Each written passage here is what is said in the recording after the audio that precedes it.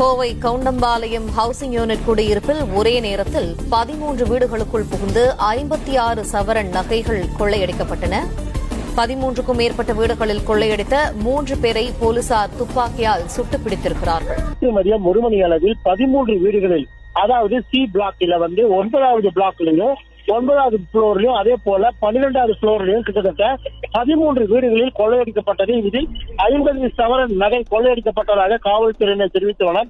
இந்த நிலையில் குளத்துப்பாளையம் பகுதியில் காவல்துறையினர் 3 பேரை சுட்டுப் பிடித்துள்ளனர். இன்னும் சற்று நேரத்தில் கோவை அரசு மருத்துவமனைக்கு அவர்கள் கொண்டு வரப்பட்டனர். இவர்கள் யார் என விசாரணை மேற்கொண்டு வருகிறது.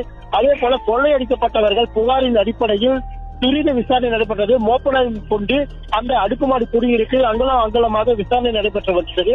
இந்த நிலையில் 50 பவுன் நகை கொள்ளை போன சம்பவம் பெரும் அதிர்ச்சியை ஏற்படுத்தி இருந்தாலும் இந்த 3 பேரை சுட்டுப்பிடித்த சம்பவம் அதிர்ச்சியை ஏற்படுத்தி இருப்பது குறிப்பிடத்தக்கது.